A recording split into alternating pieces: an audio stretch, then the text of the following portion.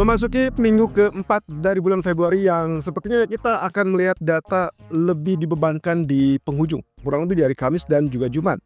Ada data GDP dari Amerika dan juga data inflasi dari beberapa kawasan, termasuk inflasi PCE yang memang ditunggu-tunggu oleh market dan sangat disukai oleh Fed. Tapi sebelum itu teman-teman, ada beberapa hal yang juga cukup mengembirakan. Ini kaitannya dengan harga minyak yang terjadi di akhir pekan kemarin. So, ini dia ulasannya.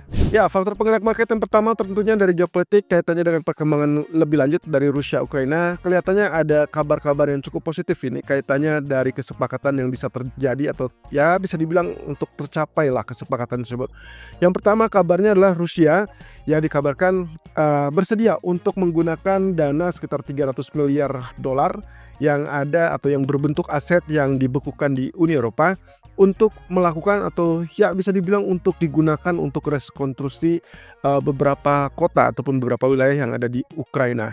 Nah, tapi dengan catatan tertentu tentunya bahwa ini tidak semua dipakai tapi hanya sebagian. Dan kemudian juga dari sisi lain sepertinya juga Ukraina hampir bisa dibilang mau mencapai kesepakatan dengan Amerika. Ini katanya dengan imbal balik tentunya atas bantuan yang digunakan atau yang disampaikan oleh Amerika untuk Ukraina sampai saat ini.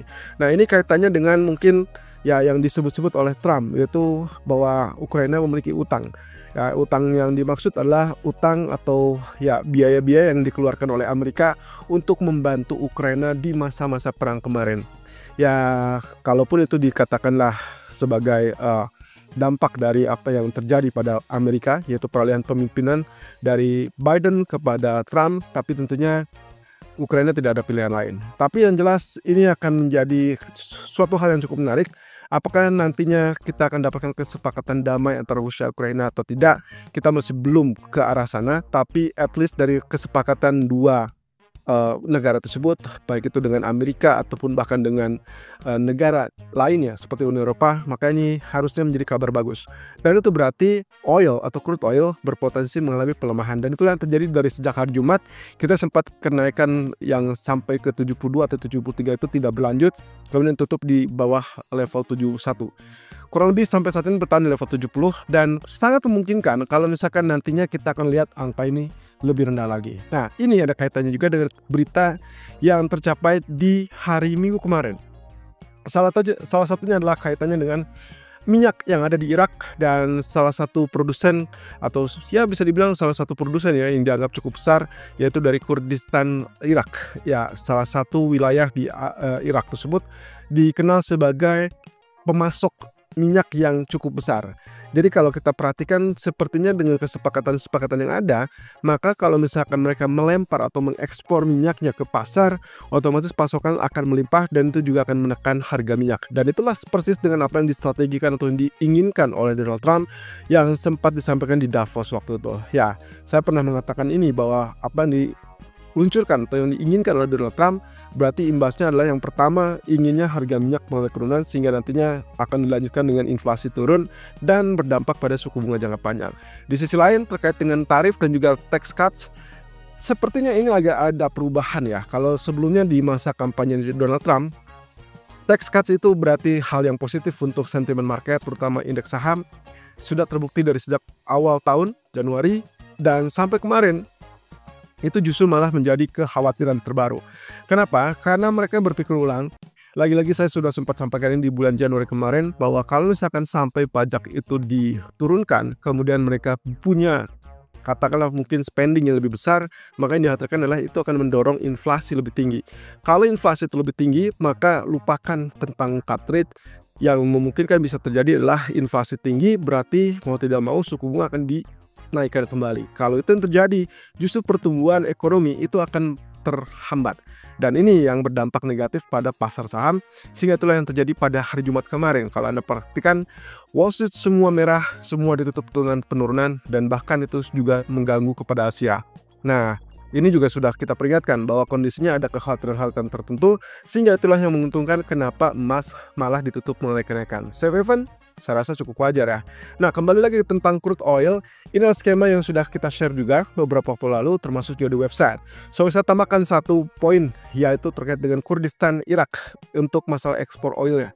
Kalau misalkan katakanlah ini dilakukan atau sudah tercapai, mungkin dalam 24 jam ke depan kita akan tahu mekanismenya akan seperti apa. Yang jelas saya belum dapatkan apakah ini atas andil Donald Trump atau tidak. Tapi yang jelas harusnya Trump akan cukup senang ya, karena posisinya ini berarti mengantisipasi kalau tidak terjadi kesepakatan antara Rusia Ukraina. Ya, kalau Rusia Ukraina kan dia diakurkan oleh Trump, kemudian nantinya imbal baliknya adalah Rusia diperbolehkan atau diperkenankan untuk mengekspor lebih banyak di pasar minyak atau pasar global.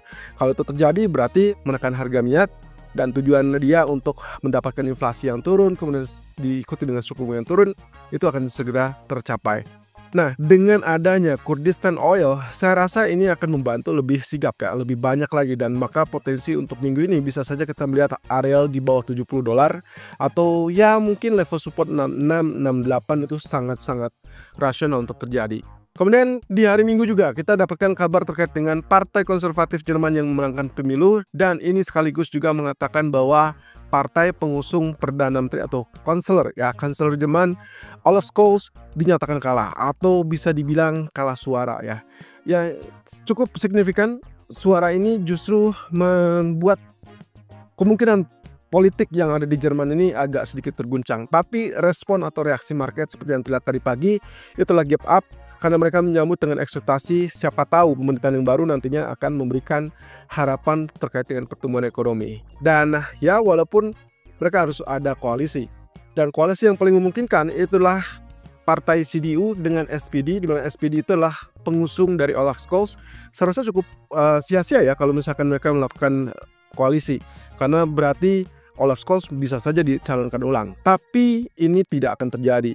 Maka dari itu kemungkinan market masih melihatnya sebagai sisi positif, at least bukan SPD yang menang, Social Democrat yang menang, melainkan CDU.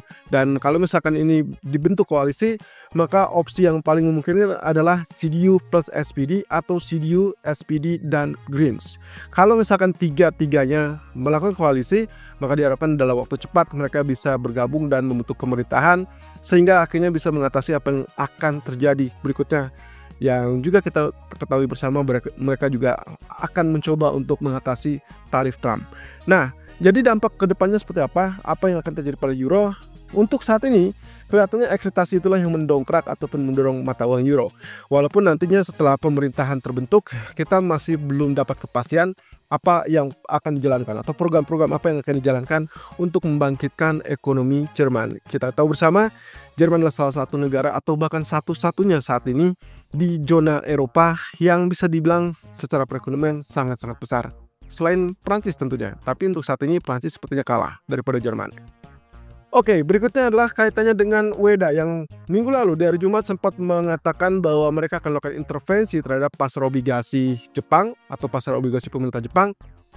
Ternyata UEDA merevisi ataupun ya mengklarifikasi, lebih tepatnya pernyataan tersebut bukan karena mereka akan melakukan intervensi atau kekhawatiran tertentu, melainkan hanya peringatan. Jadi kalau misalkan terjadi lonjakan terhadap JGB yields atau imbal hasil obligasi pemerintah Jepang, maka barulah mereka akan bertindak. Ya, seperti kita ketahui bersama, kalau misalkan yieldnya mengalami kenaikan, berarti praktis mata uang akan mengalami penguatan. Dan itulah yang terjadi.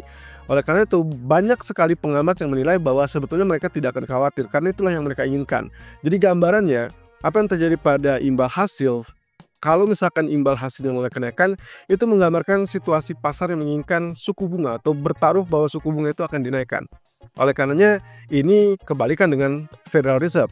Kalau Federal Reserve diharapkan turunkan suku bunga, berarti imbal hasilnya yang akan mengalami penurunan supaya dolarnya juga melemah. Nah sebaliknya, ini justru imbal hasil obligasi Jepang yang akan mulai kenaikan, sehingga diharapkan suku bunga BOJ itu akan mulai kenaikan. Nah otomatis yennya akan menguat versus dolar, dan USD Japanese Yen sangat-sangat mutlak bisa saja turun lebih lanjut di bawah level 148. Seperti yang kemarin kita sempat lihat, ada level 148.90-an, dan serasa bukan mustahil kita akan segera menuju level 146 atau jauh lebih rendah seperti yang pernah kita gambarkan peluang di minggu lalu. Nah, satu sisi teman-teman, Ini adalah fokus untuk minggu ini yang akan kita perhatikan German IFO Business Confidence, Business Sentiment, dan juga US Consumer Confidence dari Amerika. Jadi hari Senin dan Selasa cukup tipis ya data ekonominya. Lalu kemudian kita akan berlanjut dengan Durable Goods Order dan juga data GDP di hari Kamis. Nah, yang cukup menarik adalah laporan earnings atau laporan pendapatan dari perusahaan teknologi Nvidia. Nah, kemudian ada inflasi. Di sini inflasi ada 3. Jerman juga merilis data CPI, Tokyo juga merilis data CPI, dan terakhir adalah inflasi PCE. Seperti kita ketahui bersama, ini adalah data inflasi yang ditunggu-tunggu oleh semua pelaku pasar, termasuk juga Federal Reserve. Ini mengingat dengan data CPI sebelumnya 2 minggu lalu, itu dengan angka yang melonjak ke level 3,0%. Nah, sekarang ini PCE kemungkinan diyakini masih relatif lebih bersahabat. Artinya masih menunjukkan progress disinflation, sehingga itulah yang akan ditunggu-tunggu pasar. Kalau misalkan itu terjadi, ya otomatis kita akan dapatkan pelemahan US dollar di akhir bulan ini. Tapi kalau tidak, ya mohon maaf, kemungkinan dolar akan bertahan terlebih dulu, rebound, baik itu secara teknis ataupun bahkan mungkin didukung oleh data ekonomi. Nah, terkait dengan Nvidia, kenapa dia cukup menarik? Ya, seperti kita ketahui, ada pesaing yang muncul dari China, yaitu DeepSeek. Ini sudah muncul bulan lalu kalau tidak salah, dengan harapan bahwa teknologi AI justru terlihat sempurna dari China ya. Dengan produk DeepSeek ini justru menunjukkan bahwa tidak perlu atau tidak memerlukan biaya yang lebih tinggi. Itulah yang membuat kenapa DeepSeek saat ini diperhitungkan. Nah, kira-kira dengan munculnya DeepSeek, kalau misalkan terjadi peralihan penggunaan dari yang tadinya menggunakan software ataupun aplikasi dari Nvidia, apakah dia akan beralih kepada DeepSeek dan bagaimana dampaknya terhadap laporan pendapatan dari Nvidia? Ini akan sangat seru, berarti persaingan teknologi AI dari Amerika versus China. Ya, saya rasa ini mirip dengan apa yang dikatakan oleh Donald Trump, karena Trump sendiri cukup amazed dengan apa yang dilakukan oleh China yang memunculkan teknologi DeepSeek. Bahkan model AI ini dianggap lebih efisien, kemudian juga bisa mengancam teknologi yang diluncurkan oleh Nvidia. Kita tinggal tunggu saja apakah laporan pendapatan itu tertekan atau justru masih tetap tumbuh tinggi, karena mengingat sektor AI ini atau teknologi AI ini sangat viral.